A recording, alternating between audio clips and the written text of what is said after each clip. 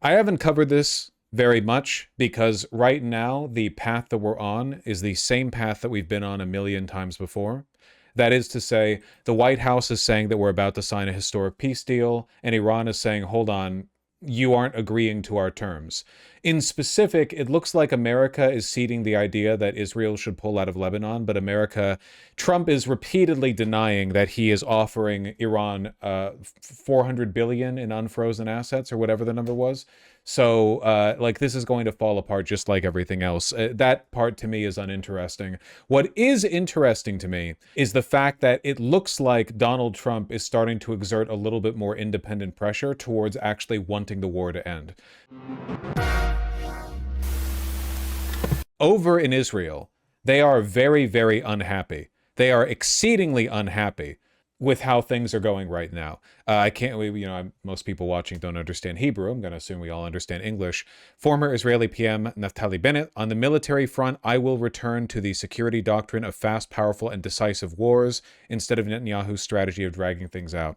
Who's the opposition person, the person running against Netanyahu, who said the other day on Twitter, he said, like, Netanyahu is weak and America is cucking us. I will be the one with the strength and decisiveness to finish the... Was it Smotrich? No, it wasn't Smotrich. Who was the... Lapid? I think it was Yair Lapid. Hold on. Yeah, here we go. No, not Lapid. Yair Golan. Thank you. A tough morning for Israel. Oh, this is meant to be like the left flank in Israeli government, by the way. This morning, Israeli citizens are waking up to an agreement between the United States and Iran made over Israel's head. In one signature stroke, immense military achievements secured with the courage of our pilots and the blood of our fighters have been erased, while Netanyahu stood on the sidelines, weak, ill, isolated, and powerless. So again, this is meant to be the liberal opposition to Netanyahu. All political options in Israel are perma-war. There is no political avenue for not perma-war in Israel. None. There's none. It is a war economy. It is a war people. It is a war country. It is a war culture. They want war. They want rape. They are not happy. They are exceedingly unhappy. And as has happened before, there seems to be a disconnect between how satisfied Israel is with this proposed memorandum and how satisfied Trump is. I don't think what Trump personally wants is that important, because Trump is a demented, senile pedophile who has a very poor understanding of the world around him and gets all of his information filtered through yes men. What he knows or wants is irrelevant. What matters is the people around him and what they direct him to do. I have never believed Netanyahu controls America or controls Trump. I believe that Trump is controlled by an indirect, loose web of people around him, influences who have to tread the line because they know that if they ever overstep with Trump, he would freak the fuck out at them, and that would be the end of their political career. So, to that end, people like Netanyahu, or people like Lindsey Graham, or Marco Rubio, or J.D. Vance, or Pete Hegseth, they're all in control of Trump in the sense that Trump is extremely easy to manipulate, but they are not in control of Trump in the sense that they can tell him what to do. Does that make sense? Like, he is very suggestible, but they don't want to overstep it.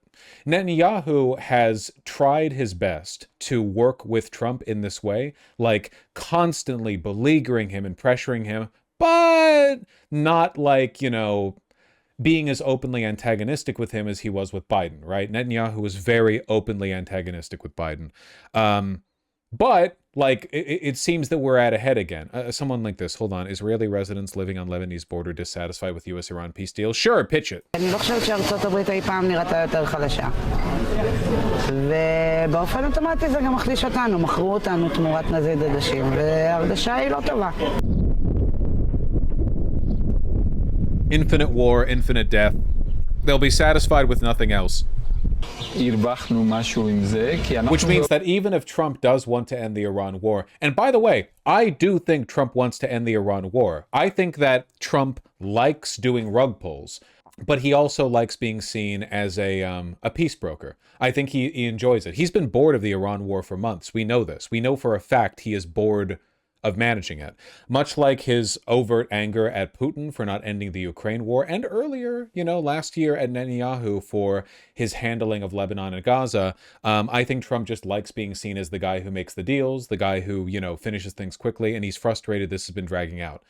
I think that Netanyahu is running out of ways to keep the perma-war going without directly offending Trump. And I think that's why Netanyahu is coming across as weak to a lot of Israelis right now, because the rhetoric internally with Netanyahu has been infinite war, infinite death, right? He speaks Hebrew, he speaks to his people, and they're like, rah, rah, let's kill.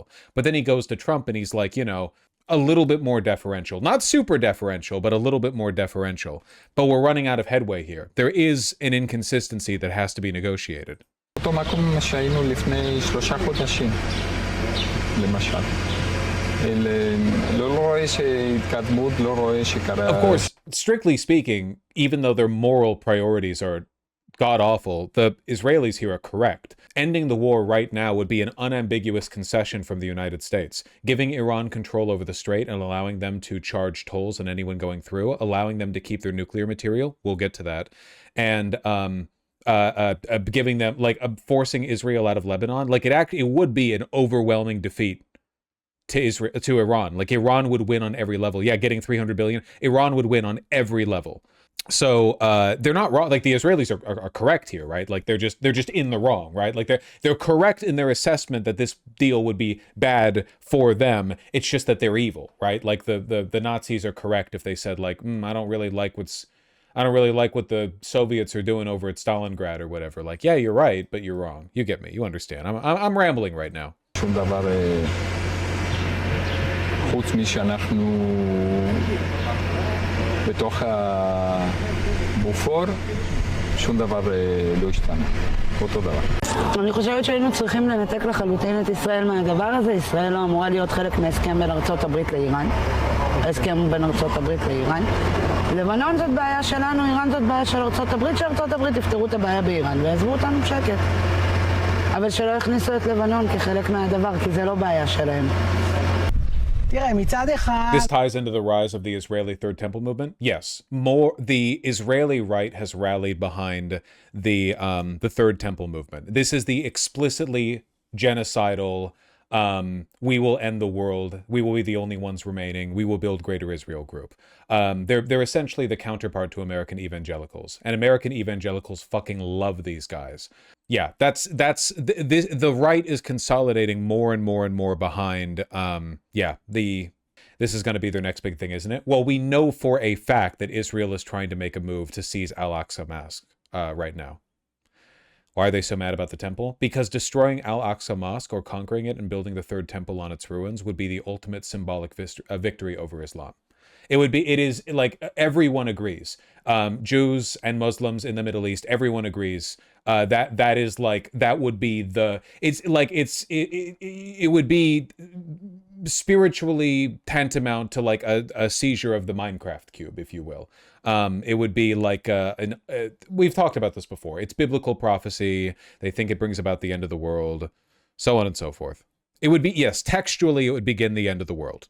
The growing mainstreaming of the Temple Mount movement. Jesus. Fucking grim, man, huh? I think that there's going to be a little bit more fracturing in the base over time, because it's worth remembering that the maximalist position here is being touted by people who, I know I've said this a lot, without exaggeration, without a hint of exaggeration or hyperbole, want to end the world. They want to end the world in the same way that, if you had a video game death cult that was trying to summon an apocalypse to literally physically destroy the planet, that is the way in which these people want to end the world. Not with an abstract climate disaster, or with financial ruin, or with a political system that would have ruinous global consequences. They want to actually end the world. So, the more the far right in Israel and in America are governed by the interests of these people, the more saner interests are going to try to pull apart. Though it might be too late. It's kind of hard to know. But yeah, pretty bad. With how serious the mosque is in Islam, you think even American aligned Arab states would still invade Israel? I genuinely think that the destruction of the Al-Aqsa Mosque would be met with a crusade. Or I guess a jihad would be their preferred term. The degree to which that would be them throwing down the white glove again at the entire Muslim world around, it's unprecedented, more so than the Nakba, more so than the splitting of Jerusalem. You get me. Anyway, we're a little bit off topic right now. No, it would be a crusade. Jihad just means struggle. Yeah, I guess. Yeah. You're correct. You're right. Jihad just means struggle or holy war or whatever. Whereas, it would be a crusade. Would the end of the world be a bad thing? I think it would be a bad thing, yeah, in my opinion. I kind of like living, in my opinion. In my opinion, yeah. Do Christians have ties to the Al-Aqsa Mosque? Evangelicals believe the construction of the Third Temple and the sacrifice of a red heifer to it is a doomsday signifier. It would mean the end of the world for them. That's what they believe. So anyway, the point that I'm trying to get at now is that it feels like Trump is actually trying to end the war now. I think that he's always been fine with exploiting the instability for the purpose of like making rug pulls, but the big signifier to me is that he has given up the number one rhetorical defense, like the position why we're at war with Iran to begin with. So the Atomic Energy just reported that it was one of the most devastating bombings that they've ever seen. The whole mountain collapsed on top of it. And frankly, to go get it, we're going to go get it. But to go get it is a big deal. Because they say only China and us have the equipment where you can even get. The whole mountain is collapsed on top. We have cameras on it. You could make the case why are you even bothering, because it's not really valuable.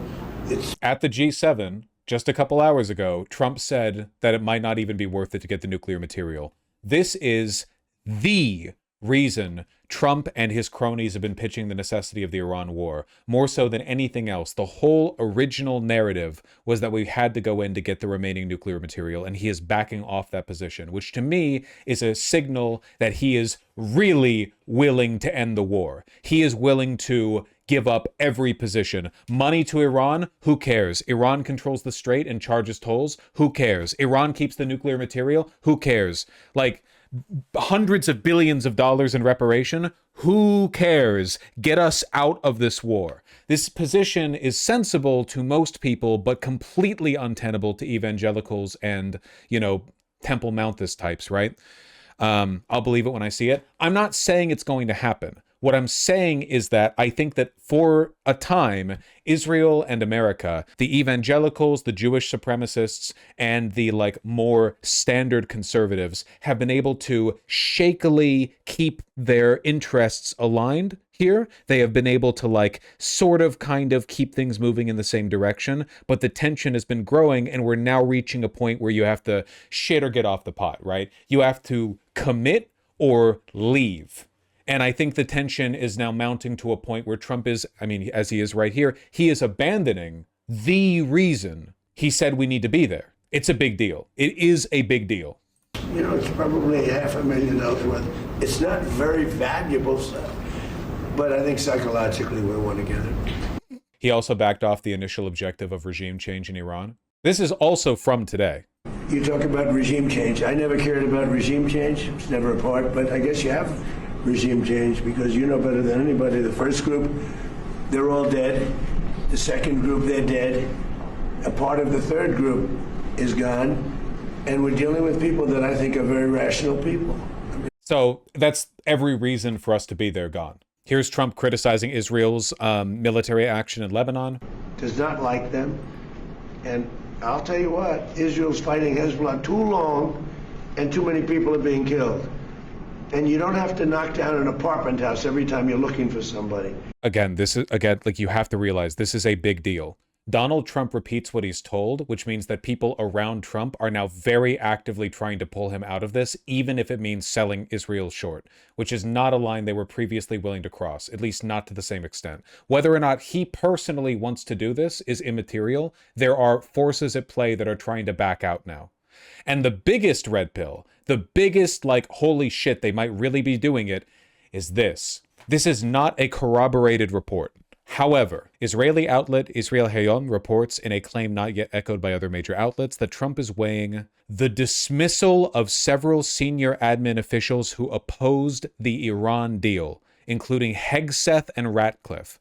The removal of Hegseth would be a massive warning shot in the air to Zionists that Trump is abandoning Israel. Hegseth is their Zionist guy. He is literally like a crusader tattooed Zionist Nazi who wants to build the third temple. He is their fucking guy.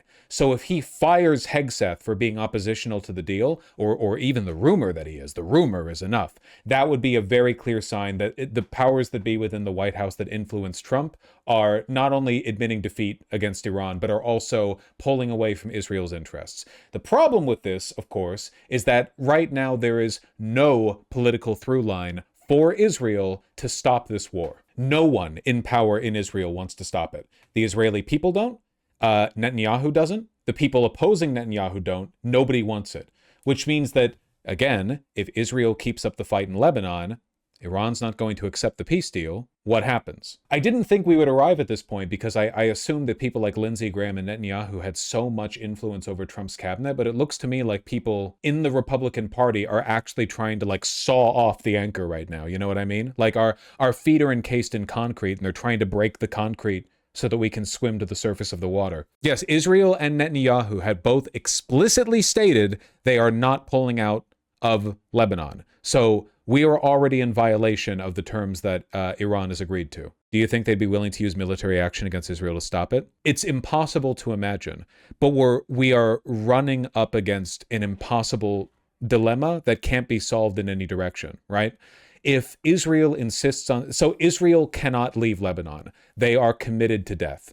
So they have to stay there. Them staying there means that Iran will not allow the strait to reopen. Iran not allowing the strait to reopen means that the global economy continues to teeter towards collapse, which means that people in America, start with increasing urgency calling the White House, and Trump gets more and more and more pressure to do something about it. But what do? America can't actually stop Israel with words, right? Like, Israel is insane.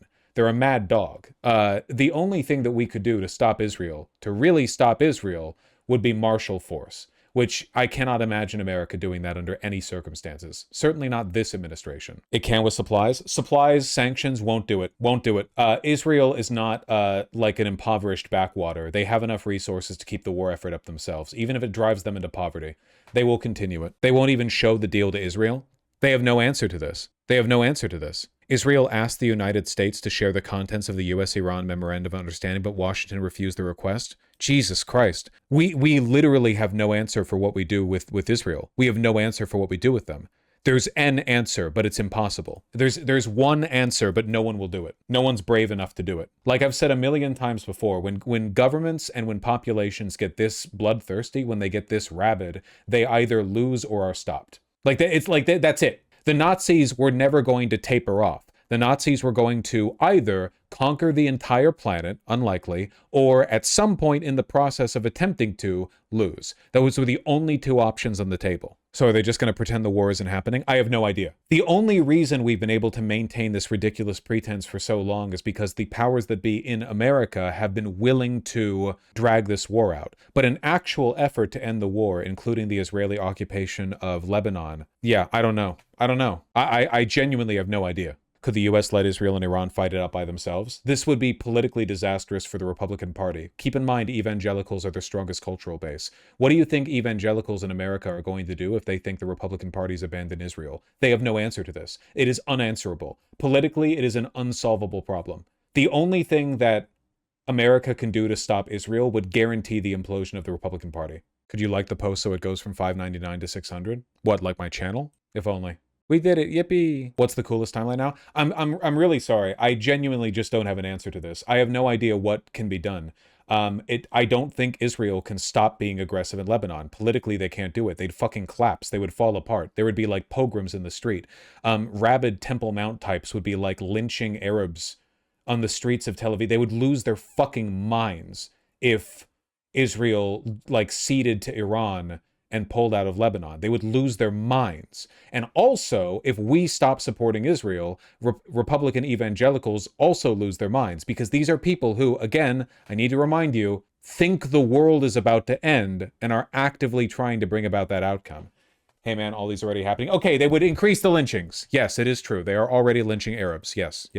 If you're an Arab, the police basically don't protect you in Israel, not just in the West Bank. Like, crime is running rampant in Israel.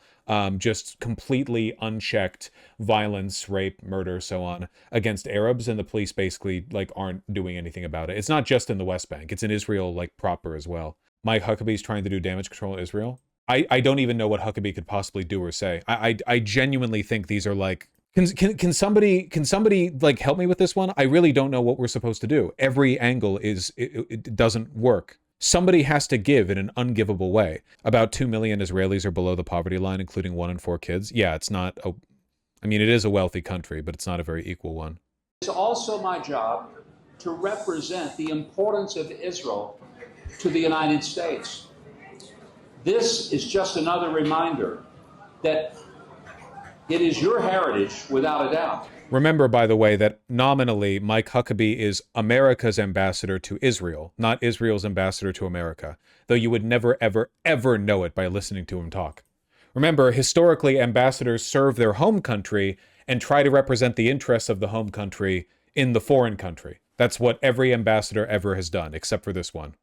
But, Minister, it is also the heritage of the United States.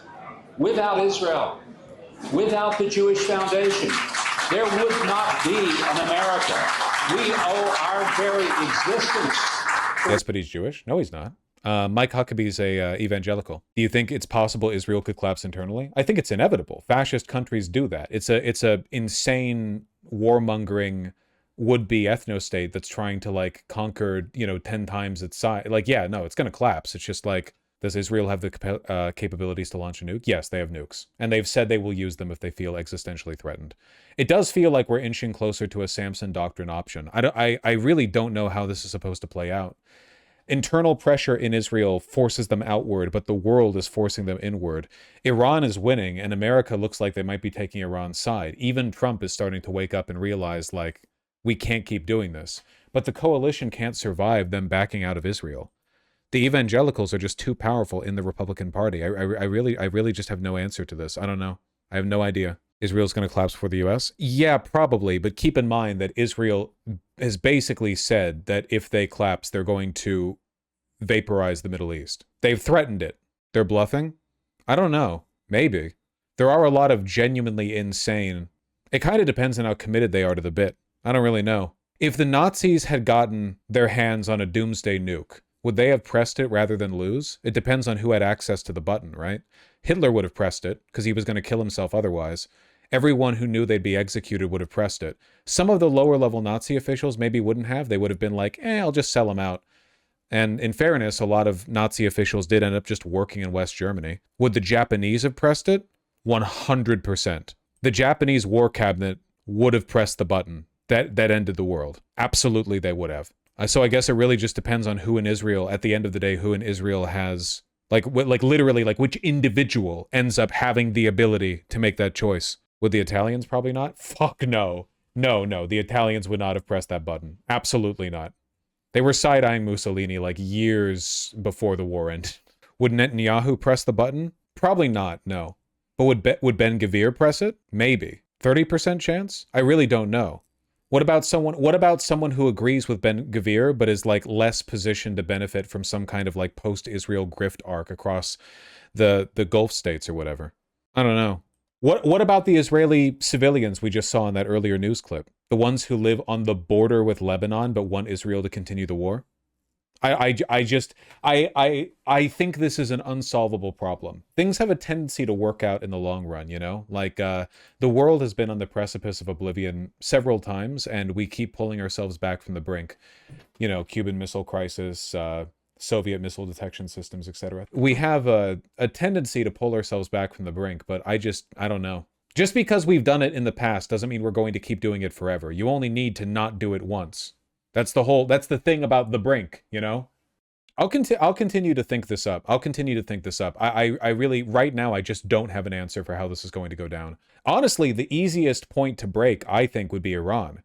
Like, I think that America's conviction, the Republican Party's conviction to stay on the good side of Zionists, of evangelicals, is very, very, very strong.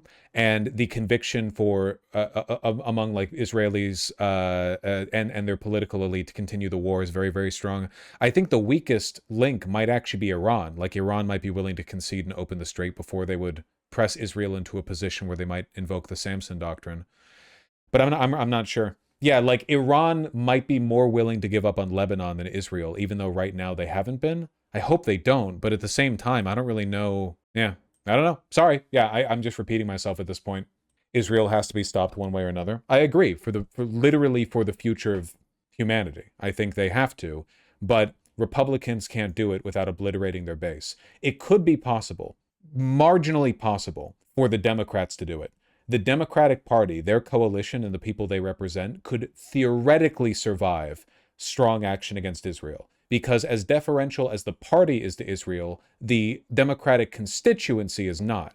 So voters might, if anything, actually like it if Democrats stepped up to that extent. Not to say they would, but I think they could survive it. Republicans couldn't, so I don't know what they're going to do. Iran cannot give up on Lebanon? No, I agree. Iran has to hold the fort on Lebanon. Because, remember, it won't stop with Lebanon.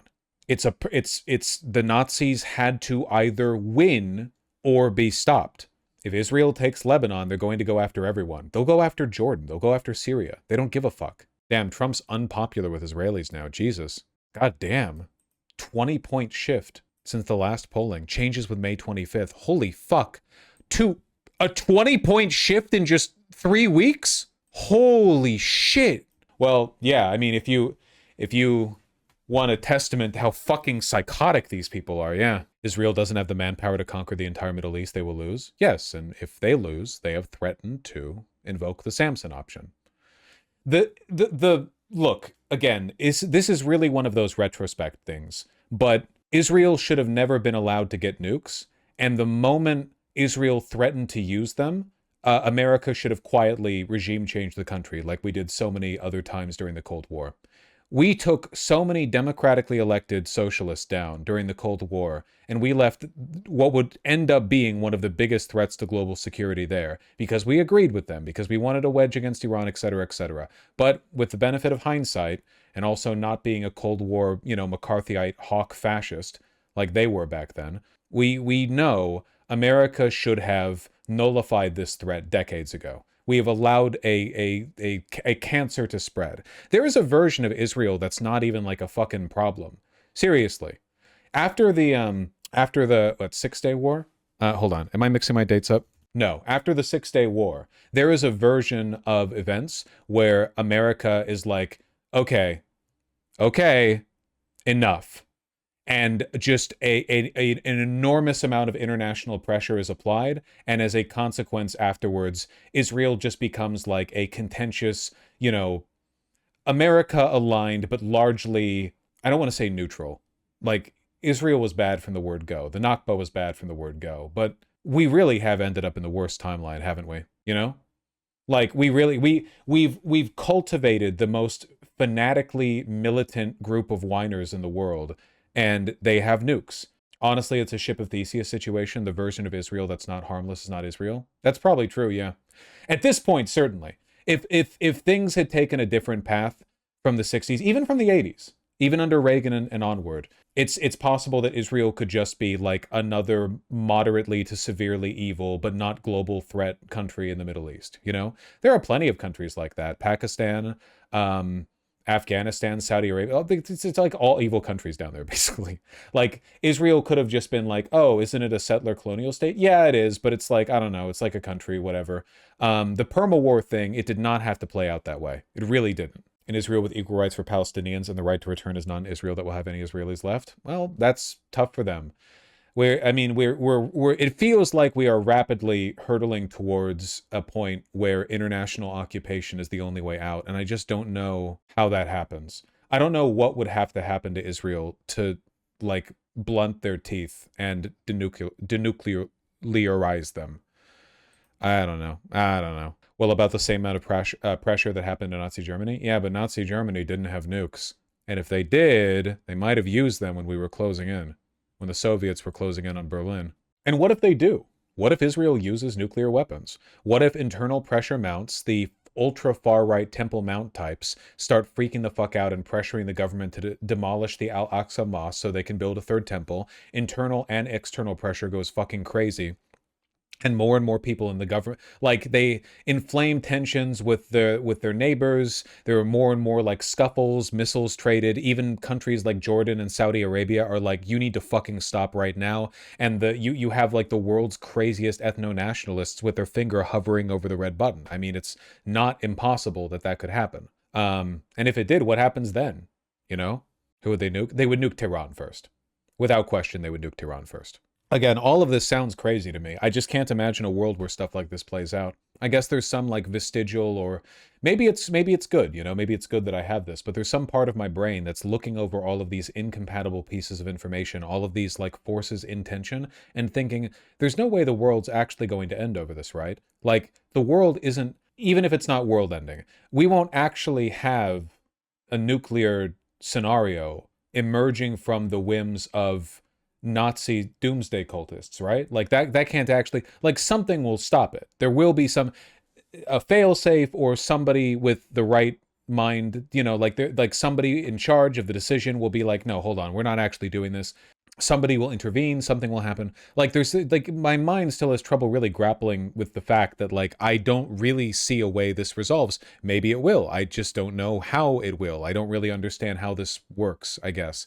Republicans can't pull away from Zionists. Zionists make up the Republican Party. Obviously, they make up Israel, too.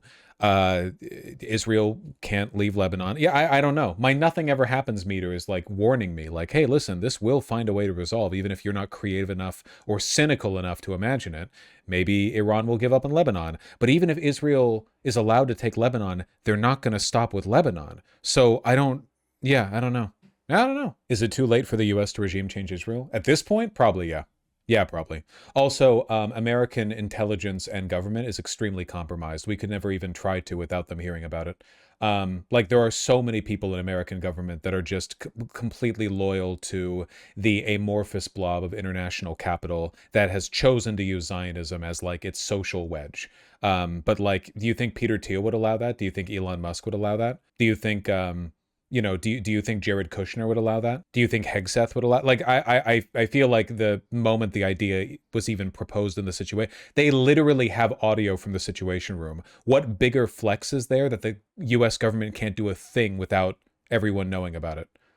Like, we literally earlier today, we were talking about how fucking compromised the government is. It's more compromised than it ever has been. They couldn't do anything. People forget the JCPOA had to be negotiated via back channels for that very reason. Yep.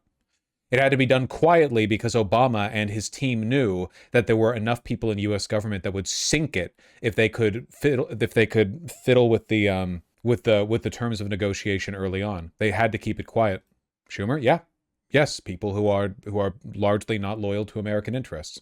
Every Zionist. So essentially, like, every Republican, for one, every evangelical. Israel's war is bad for global capital. That is true, but the people who are really calling the shots here are not the abstract idea of global capital. They're a small group of extremely wealthy and powerful people who are motivated by a wide range of irrational interests. Like, the goal here is not to make the trains run on time.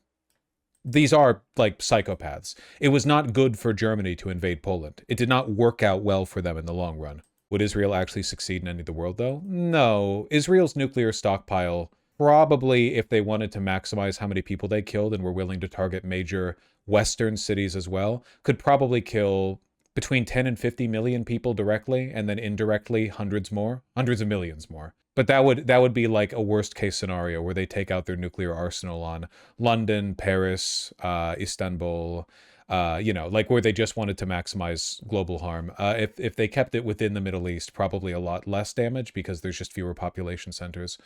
So it wouldn't literally end the world. They might be able to start a mild nuclear winter if they really exhausted their armaments, but even then it wouldn't really be the end of the world. It'd feel like it. It would sure feel like it, reading the news, though. It would definitely feel like it. Cairo Metro is like 40 million people, dude. Yes, it does. And that would be one of the major centers they would go after. But, nuclear weapons, no single nuke could take out Cairo. Cairo's enormous. The whole metropolitan area of Cairo is, like, massive. I don't know. I'm sorry. This is the kind of stuff that I get accused of, like, doomer posting for, but I'm genuinely trying to work this out because it just feels like we're dealing with a bunch of irreconcilable contradictions. I don't know. Do I think it's going to end that way? Not really. I just don't really have, like, a better answer. Yeah, no, I'm not sure. Incomplete mental model? I don't think anyone knows, man. But Vosh doesn't understand the EU's nuclear defenses too. We don't need to get into the weeds on this. The point is that if Israel activates the Samson option, they would be doing so believing that they are ending the world The Samson option brings the temple down on them. The goal from Israel would not be a small tactical Samson option that harms their enemies but not themselves. The Samson option is named the Samson option because he brought the temple down on himself too.